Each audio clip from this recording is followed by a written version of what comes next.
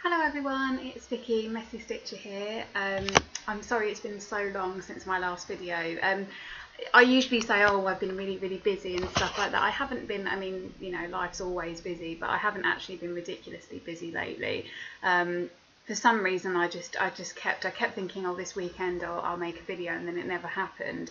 The good news with that is that I've got loads to cover today, which is really good.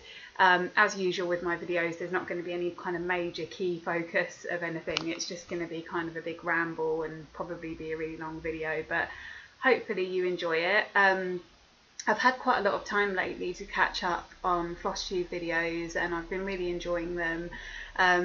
Usually when before I go to work, I watch TV programs and stuff because that's usually the only real time I get to watch any TV. But what I've started doing is watching YouTube videos, floss tube instead.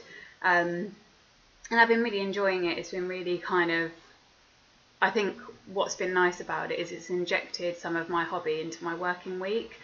I know many of you kind of do a lot of stitching during the week, and I always want to do that, and I always have this idea that I'm going to come home from work and it's going to be the way that I relax and unwind by doing stitching.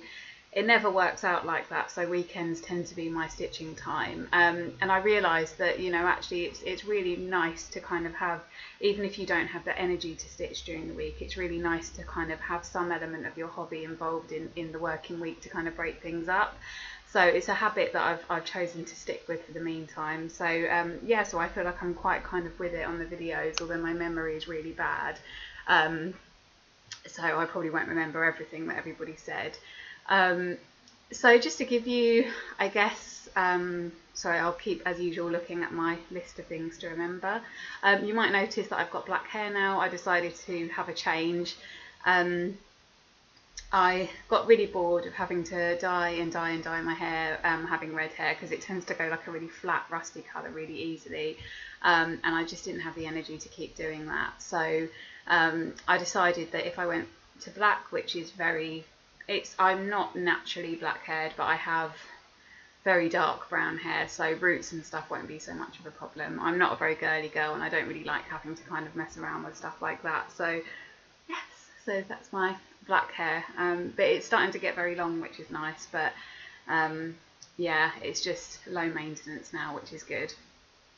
In terms of what's been happening life-wise, you're probably sick of hearing it, but we still haven't moved into our house. We got a move-in date of the 25th. We were really excited.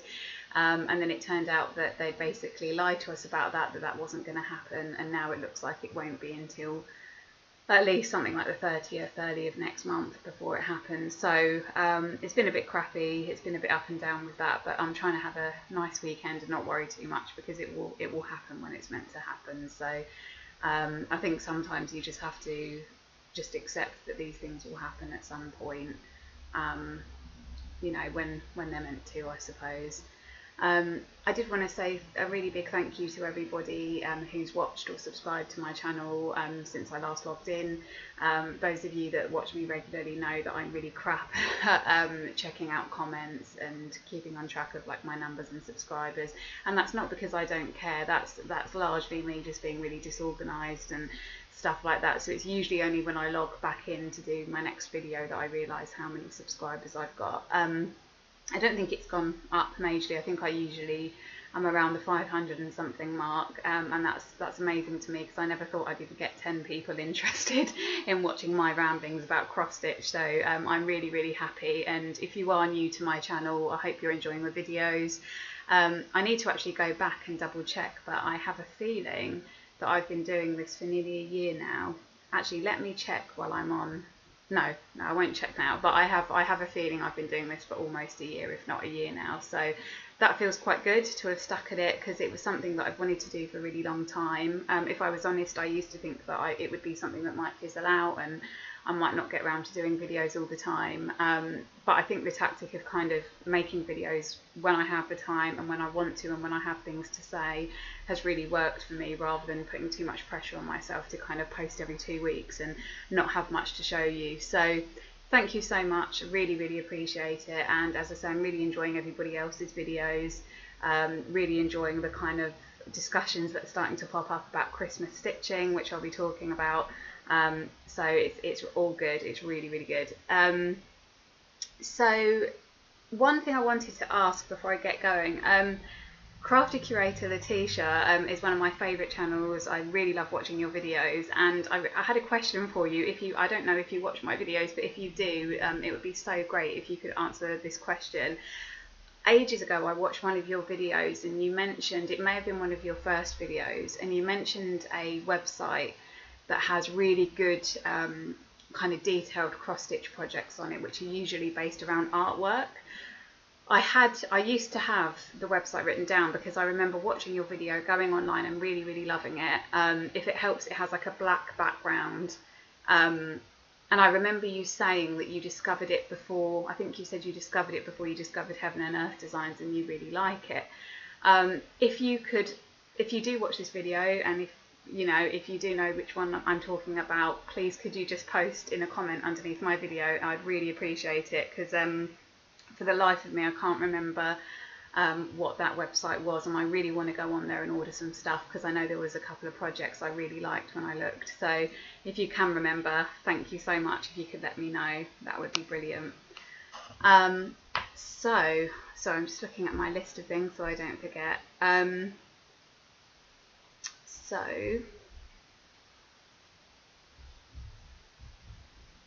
Yes, so the main focus of this video will probably be around Christmas plans. Those of you that have watched my videos for long enough know that I'm pretty obsessed with Christmas. I get really excited about it. Probably gets to about August time and I actually think I'm not uncommon in the stitching world. I think most stitchers kind of really love Christmas too, because it's an excuse for us to all get our needles out even more and kind of make things for other people, which is a lot more rewarding. And it kind of gives us something to focus on and something to work towards, which we really like. And also I just love Christmas as a time in general. So I've been getting really excited about that, and I have both some ideas of things that I would like to do for Christmas and also some projects I've been working on. So I'll be sharing those with you. First, before I get into that, I know I'm actually going to update you with my Mirabilia whip in a minute, but I will go into it properly in a moment, but I got really kind of to a point where I just couldn't stitch on it anymore for a little while. I was just getting really frustrated with it, and I think a little bit bored of it, if I'm honest. So one of the new projects that I've decided to work on is this. I'll just go and get the packet.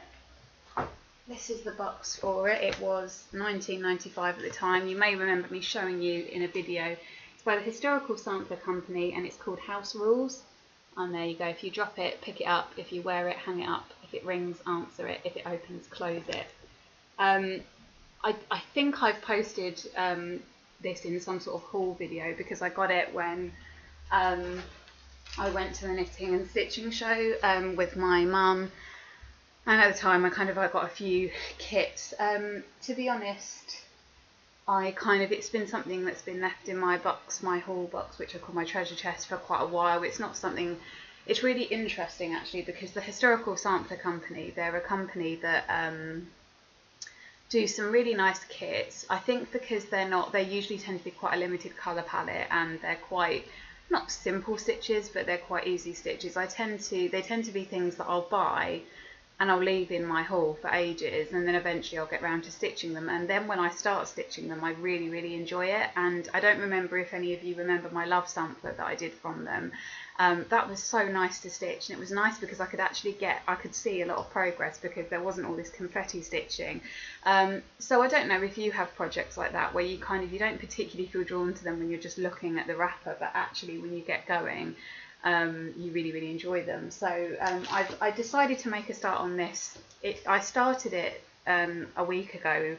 I went to stay at my mum's for the weekend, and I was getting really excited because I thought I had a move-in date coming up soon, and I thought, oh, this will be a really nice thing for me to make for the new house. And then as soon as we heard the news that might not be happening, I thought, oh, I just don't feel like stitching it now.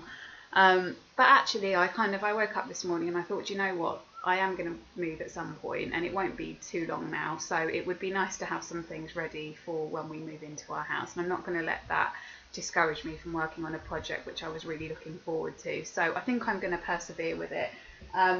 It's really funny because this isn't really my normal taste, and if you know me and if you watch these videos, you'll probably more than realise that I am not a house proud, tidy person, but I decided to do that because it was a sign that my Nan used to have up in her house, and I don't know if I've ever mentioned it before, but my Nan passed away with dementia about a year ago, just over a year ago. So I'd like to have kind of a little piece of her in my house. So I have these two really nice ornaments that come from her house, which we're going to have kind of displayed. But I'd also I just thought there was something that really reminded me of her about that, so I thought I would do it. So I've been stitching on that. I can tell it's going to be a nice easy stitch. I'm not crazy about the colour Ada, or to be honest, I keep meaning to say I've kind of really gone off Ada ever since I've got into even weave, and particularly linen. Linen is kind of my fabric of choice. There's just something that doesn't appeal to me anymore about Ada. I don't know why. I just find I don't like the look of it. I think it's the visibility of the holes in it that puts me off. But it is nice to stitch on something where it's a bit easier to see what you're doing. So in the space of pretty much one evening, I managed to do this, which is, so I was really, really pleased. I mean, it's not loads and loads, but when you think that, it's quite a sparse design, there's not loads and loads to it. It's mostly just letters and a saying. So I think this is the kind of kit that if you really sort of had a week off work or something, you could get it done quite quickly. What I'm also quite pleased about for me is that it's come out very neat. You can't really see the colours. It's really annoying on my laptop because sorry, that noise is probably my boyfriend going in the loft. But on this laptop, this is a free thing in the laptop, and therefore, why did I say that? You can't see the colours very well. They are quite muted anyway, but it's a shame because they're a little bit more vibrant than that in real life. But that's how much I've done, and I think I'm going to sort of carry on with it and not get too down about the house thing and just enjoy the project for what it is. If for any reason some awful disaster happens and we don't move into our house at all, then I'll probably just give it to somebody. But I really, really like it, so there you go. So now on to my Christmas section. I've decided to leave my Mirabilia update for the Christmas section of my video because I kind of see it is my main Christmas project. So I'm sure I've bored people to death with keep showing this picture every time I post a video, but I think it kind of makes sense that if you're going to tell people about your progress, that you also show them the photo that you're working from. So I don't know how long ago I got this now, probably about 3 months or so ago. So this is Royal Holiday by Mirabilia, and this is a kit that I'm trying to do for my mum's Christmas present, and I actually want to get it professionally framed, so it's in a really nice frame for her. It's proving a lot more difficult to get through than I thought. What's really annoying is that I really, really wanted to enjoy Mirabilia. I really, really wanted to really, really like it. I think I got caught up in the kind of buzz about Mirabilia projects online. I think I can completely see the appeal of the finished artwork. I think it's really, really nice. I think the use of colour in Mirabilia is really, really amazing. So it's not a reflection on not really liking the design, but there's something for me about working it that just feels a bit of a chore. I'm not sure what it is. I think some of it is all the confetti stitching, because I'm actually been working mostly kind of the chart's more or less divided in half, and I've been working on this kind of top section. And if you see round by, where her wreath is and her crown and everything, it's just been so fiddly, and it's just kind of getting a little bit frustrating. It's very easy to make mistakes, partly because it's linen. We don't have very good lighting in this room, which is where I do most of my stitching, and it's really easy to make mistakes if you're stitching in the evening. Counting with linen is that little bit harder, so you have to be that little bit more aware of what you're doing and how many spaces you're counting out. So what usually happens is I have to change a colour, count out a few squares, realise I do stitching around that area, then I realise too late that I was one square out or something, And I used to be really like slapdash with stuff and just think, oh, okay, if I've done 1 or 2 stitches wrong, I'm not gonna bother kind of messing around. But in something like this, I want to do it properly, and I don't want to be looking at it and you know, thinking, oh God, there's a, you know, really glaring mistake which has made everything else kind of, you know, go wrong. What I've really learned, I've had a few other projects which are kind of less expensive projects that I'm not so worried about, but projects that were nonetheless, like, I really liked them, and I'd kind of been lazy and left it when I made a mistake, so maybe I'd kind of needed to put in 1 extra row of stitching in, and I've just let it kind of go on and on.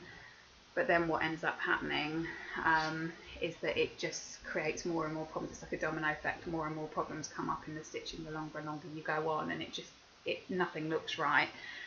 So when I have been making mistakes with this, I've been really careful to kind of unpick everything and start again, however frustrating it is. So there's probably been about 6 or 7 times I've made fairly large sections and got done fairly large sections and then realised I've made a mistake. So it's been quite tedious. So I think that's why I kind of decided to give myself some time to work on something else for a while. So I think this is 32 count Belfast linen, and actually when I show you, you probably will see that I have done quite a lot since last time. So I actually can't really fit it in very well. So I've actually done quite a significant proportion of that kind of top half. I've started on her face now. I've done her wreath, you can see. Yeah, sorry, it's never very good quality at all for you to see. But yes, I've started on her face. You can see kind of the first stole around the cape. Yeah, I'm really proud I've got that far, because that's taken a lot of perseverance, and so lots of unpicking around here with the berries in her hair and stuff. So there you go, that's where I am with it. I can't afford to leave it too long, because I really do want to get it done for Christmas, and it's it's like 3.5 months, isn't it, until Christmas, so I really don't have, that sounds like a long time, but with the amount of time I get on stitching, that's really not going to be very long.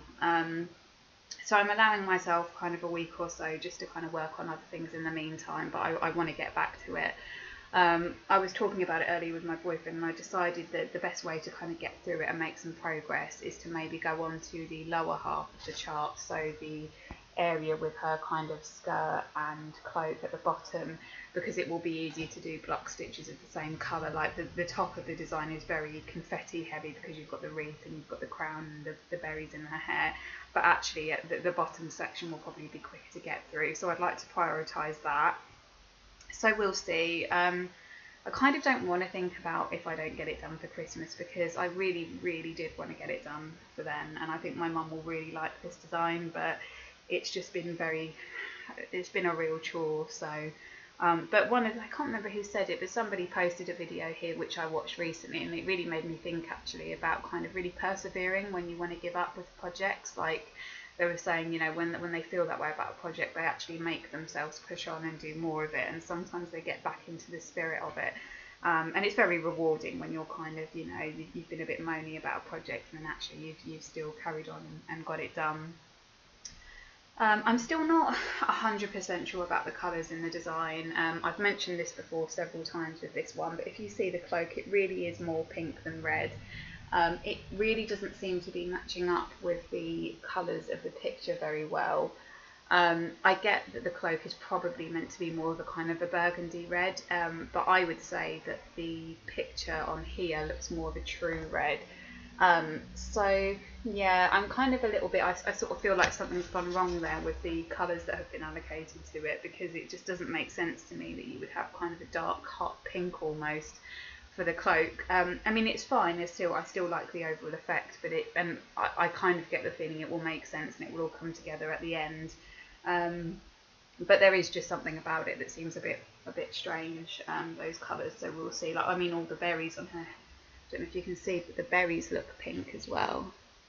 So it's a bit confusing, and I'm not sure what's going on there, but it would be interesting if any of you have stitched Mirabilia kits, or particularly have done Royal Holiday. I'd be really interested to know whether you've had the same reservations about it. But I have a feeling it will all come together at the end and it will all look right, but there we go. I haven't done some sections at the top because actually when I bought the materials I didn't buy any metallic acrylic threads or beads because I knew that it would take me ages to get it done, and I didn't have the money to kind of spend loads and loads at the time. So I prioritised getting the normal threads, and I will kind of go back and get those metallic threads, which I will probably add in last with the beads before I do all the back stitching, or probably back stitching before beads actually. So yeah, so we'll see. So that's where that is at the moment, and I will kind of try and get back into it when I can. The next thing, I don't know if I've ever shown this in a video, so I'm sorry if I'm repeating myself here, but this is going to be my Christmas saviour. So I don't know if you've ever seen this book. I got it from my boyfriend for Christmas. I think actually, yeah, when I had my birthday, I think what I did is I flashed it on screen to show you it, but I don't think I've ever done a proper kind of video on it. So this is really cool. It's 50 fucking clever designs for your sassy side by Julie Jackson, subversive cross stitch. I hope nothing that I'll show kind of will say offends people out of this book, but it is my sense of humour. I think it's funny. It's not meant to be offensive, it's meant to be just a laugh, but obviously if you do get offended by swearing, maybe don't watch the next 10 minutes. So I'm not going to show you all of the designs in this book, but the idea with this is there's quite a few that I'm going to stitch up for people's little Christmas gifts. So what I'm going to do is get, like, there's loads of shops in the town where I live where I can get like a little frame for like 99p or something. So I'm going to do these really kind of almost cheap, tacky kind of kitsch kind of frames, and I'm going to put a slogan cross stitch in for them. And I've got lots of, well, not lots, but I've got quite a lot of spare Ada that I can make projects from. So you have things like, I'm trying to not show you the chart if I can help it. Baby suck. It's hard not to show you the chart, I'm afraid, because all of the pages are quite small, so I'll try my best, but obviously we'll have to try, and I won't read all of these out because some of them are rude, but I will just show you. I think that's quite funny. That's the kind of thing my brother would appreciate.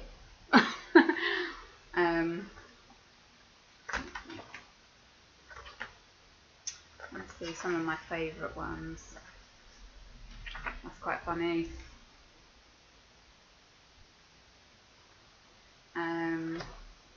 God, there's loads. That's quite funny. That would take probably about 2 hours to do as well, which is really good. So yeah, you get the idea. My there's a lot of stuff here that's really cool. I really like it, and they're really quick. So I'm going to do a few for people. I've started my first one already because when I was having one of those days when I just wanted to stitch something else, I wanted to stitch something fun, something that would make me smile. I am making this for my little brother, and I've decided to do it in some spare metallics that I've got. I might change one of the bauble colours as well. So all I've really done is this much so far. You can't see that that's metallic at all, but it is. One thing I'll say, which will be no surprise to any of you, is I hate stitching with metallics. I love the effect of them, but I really don't enjoy stitching with them. I think they're a complete pain. You have to keep rethreading all the time because you can't you can't use them for too long, and it's really annoying. So I don't really enjoy the process, but I think they look better at the end. So that's that.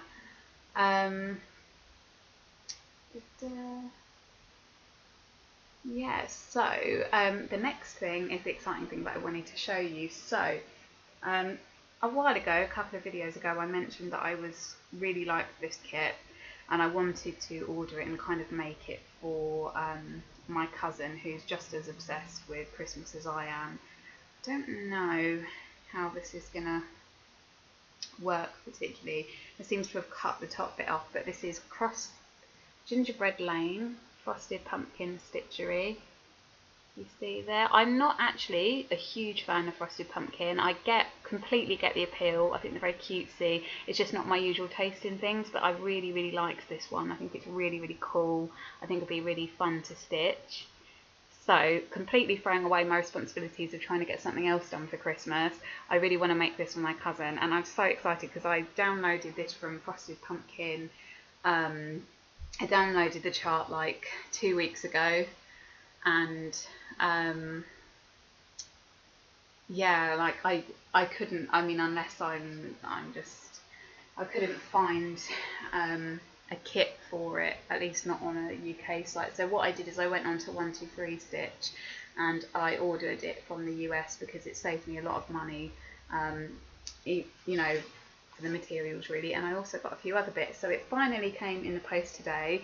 I was annoyed because I had to pay a customs charge of £11, which I started to think, is this just something that happens all the time when you order something from the US, because it always seems to have a customs charge. It's happened to me twice or 3 times now, but apparently I've just been unlucky. Apparently it's just when they randomly check parcels in customs and your one is chosen, you have to pay the handling fee. So it's a bit of a shame because some of that, sort of half of the money I saved kind of has ended up going on stuff. But yeah, so I got a big bag of stuff today. So it's going to be stitched on 28 crystal ale Cashel linen. So this looks really cool. This is the first time I'm properly having a look at it, so I'm really genuinely really excited. This is doesn't really do the colour justice again, but I really like the sparkly Ada. It looks really good quality actually. This looks really, really good quality. So this is that's the idea there. That's lovely, and I've got really nice kind of they call it kind of sherbet colours here. They're a mixture of DMC Light Effects, standard DMC colours, and I'm just trying to get them up, Weeks Dye Works ones. What it was, I think, is that not all of them, because they actually recommend Weeks Dye Works, and 123 Stitch are really good in that you can just order a bundle of everything, everything that you need for a kit all in one go. So we're going to see. Oh, I'm so sorry. I always sneeze when I'm on video, it's gross. But yeah, so they didn't exactly translate, so it worked out that the bundle that they offer is just basically a mixture of different threads. So these are the DMC colours that we've got here.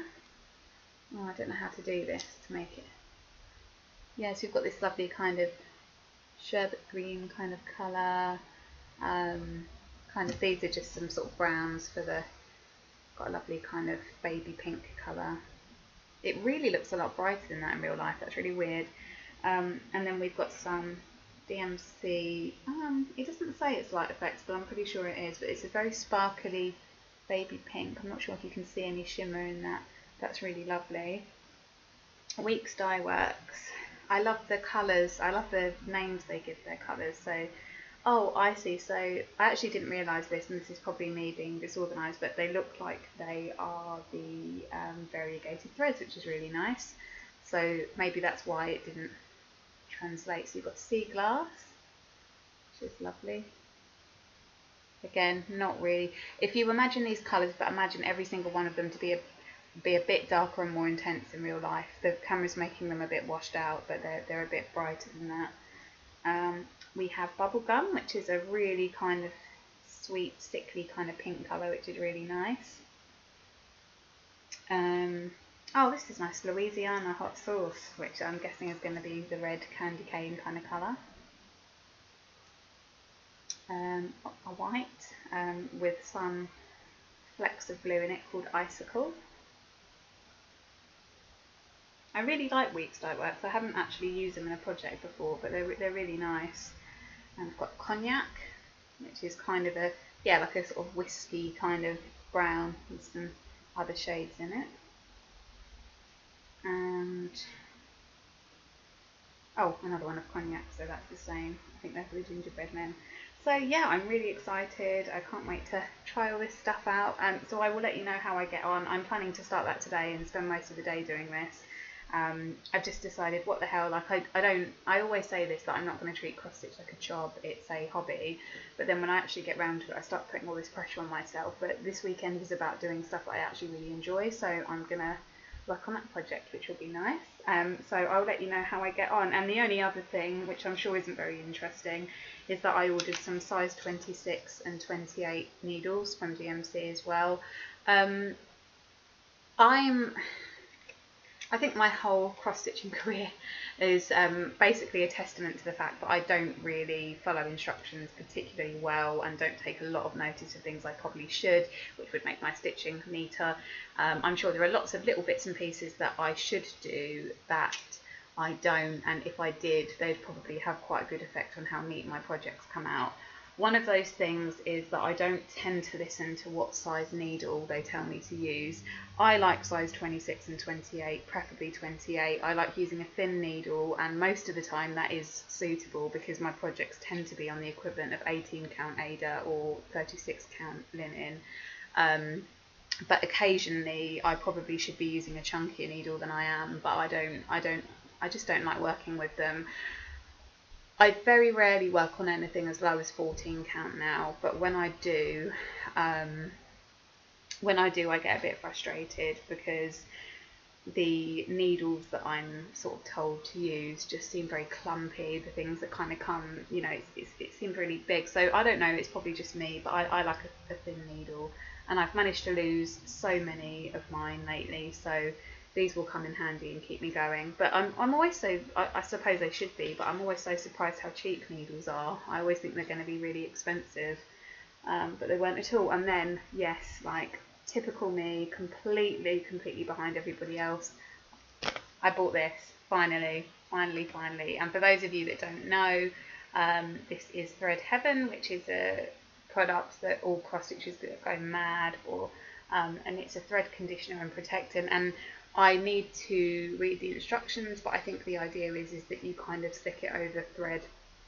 before you stitch with it, and it just makes it, it prevents tangling and fraying, reduces hand fatigue apparently, but I think it's the idea is to kind of smooth the fabric down and stop it kind of, looking messy and fuzzy and stuff. Very good apparently for metallic threads, this, so I'd be interested to see what a difference that might make.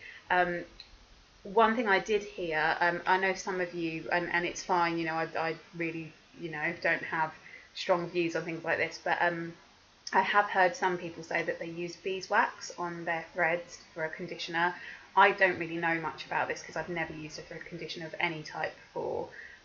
But what I have heard some people say is that beeswax can end up staining the Ada or linen or whatever. So Thread Heaven is kind of, from what I understand, is kind of colourless, so it won't stain anything. So that's, it's pretty cheap. I can't remember how much it is, but it really was only a few pounds or a couple of dollars or whatever. So it's really probably worth getting. And I have a feeling I'm going to be really raving about this when I've tried it. So I'll let you know how I get on with it. Yeah, so in terms of so that's my haul. Just wanted to say a couple of other random things. So I'm thinking about having a New Year cross stitch clear out. I've realised it's really hard for me to kind of get to this point because I'm a real hoarder and I really kind of hold on to things, but I've really realised I've got quite a few cross stitch projects that when I really look at them, I looked through them the other day and I thought, do you know what, I really don't think I'm going to end up doing this. So you might find that there's a giveaway coming up at some point soon. I could sell them, I suppose, but I'm not really too worried about selling them. So I'm going to have a think. I'm going to leave it a month or so and see if anything kind of inspires me. But there are a few that I think I might just give away, and I'm happy to give them away, like I did last time for people watching my YouTube channel, first come, first served. So yeah, so I'll see, but maybe I'll do a video on what I've got in my haul. You probably would have seen it all before, but it'll be nice to go through it again, and if anybody takes a particular interest in anything I have, I will let you know honestly whether I'm looking to get rid of it or not, and if I don't mind getting rid of it, you can have it. I just think I've got too many things that I bought sometimes what happens is I go to events like the Knitting and Stitch show. I don't want to come away empty-handed, and I've saved up for it, so I go and buy all this stuff. But more and more I'm learning that most things that appeal to me cross-stitch wise are online. They're much more detailed projects. They're things that you just don't find on standard cross-stitch stalls or on the high street. So when I do buy things at those shows, I normally end up feeling slightly disappointed with them. So there are some things that I think I just bought just for the sake of not kind of going away empty-handed. So I'll have a think, and maybe consider things like when I move into the house, what stuff I really want to keep with me, and I'll see how it goes. Some of you may be wondering what happened to my Omri Koresh whip. It was the Alice in Wonderland Mad Hatter design. To be honest, I've kind of left him for a while. I've mentioned this before, but it's very difficult to stitch on very detailed projects in where I am at the moment, because we only have the 2 rooms. Although I'm a massive advocate of just stitching in hand, it gets to a point with Heaven and Earth and Gecko Rouge designs where you really do need to use a frame, and it's just we don't have the space for me to have the cross stitch frame up all the time. It's also just not the kind of environment where I feel it's not very relaxing with everything all around and stuff everywhere to do it. So I've really put major things like that to one side for the meantime, and they will be things that I will work on in the background. Yeah.